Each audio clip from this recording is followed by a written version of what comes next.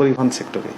তো সেখানে যখনই আমরা ইতিপূর্বে গিয়েছি বিভিন্ন পর্যায়ে থেকে আমাদের কাছে কি আসে, তদবির আসে, ওখানে যাওয়া যাবে না। পোশাকের ক্ষেত্রে পোশাকের যে দোকানগুলো সেগুলোতে যাওয়া যাবে না, এইরকম তদবির আসতো। হ্যাঁ, সরকারের কিছু পরিকল্পনা এখানে ছিল একদম সরকারের উচ্চ পর্যায়ে, যেমন কিছু কিছু প্রোডাক্ট, বিদেশি প্রোডাক্ট ইম্পোর্টের ক্ষেত্রে যে ডিউটি ছিল উচ্চ হারে, সেটি অনেকটা মিনিমাইজ করে দেওয়া হয়েছে, ছাড় দেওয়া হয়েছে, কমিয়ে দেওয়া হয়েছে। তো এই সকল, যেমন খেজুরের ক্ষেত্রে এবারের দাম অনেকটা আগের যে কোনো বছরের তুলনায় কম ছিল। সকলেই খেজুর এই রমজানে কিনে ইফতার করতে পেরেছেন। তো সেখানে ডিউটি অনেকটা কমিয়ে দেওয়া হয়েছে, এটা একটা পজিটিভ দিক।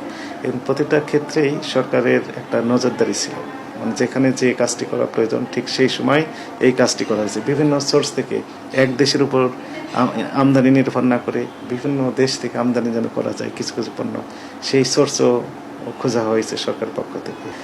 একই সাথে আমাদের ক্ষেত্রে যেটি আমরা বলবো যে আমরা যে মনিটরিং কার্যক্রম সেটি ইতিপূর্বে আমরা করেছি, কিন্তু এবার আমাদের বাধার সংখ্যাটা আসলে কম ছিল, মানে বাধা ছিল না। আমরা যেখানে আমাদের পরিকল্পনা অনুযায়ী যাওয়ার কথা ছিল সেই সেক্টরগুলোতে আমরা বাধাহীনভাবে এই কার্যক্রমগুলো পরিচালনা, মনিটরিং কার্যক্রমগুলো পরিচালনা করতে পেরেছি। এটিও আরেকটি কারণ হতে পারে।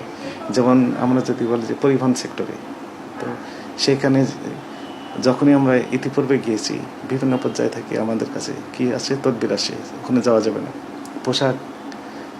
পোশাকের ক্ষেত্রে পোশাকের যে দোকানগুলো সেগুলোতে যাওয়া যাবে না, এইরকম তদবির আসতো। কিন্তু সেই তদবির তো এবার আসে না, এটিও আরেকটি কারণ। এবং আমাদের মহাপরিচালক মহোদয় এক সুন্দরভাবে আমাদের জানিয়ে দিয়েছেন যে বাধাহীনভাবে, নির্বিঘ্নে, সমানভাবে কাজ করার জন্য। যদি কোনো বাধা আসে তাহলে দায়ী দায়িত্ব উনি নিজে নেবেন, এমনটি আমাদেরকে জানিয়েছে। ফলে আমরা বাধাহীনভাবে নির্বিঘ্নে কাজ করতে পেরেছি, এটিও আরেকটি কারণ আপনি বলতে পারেন।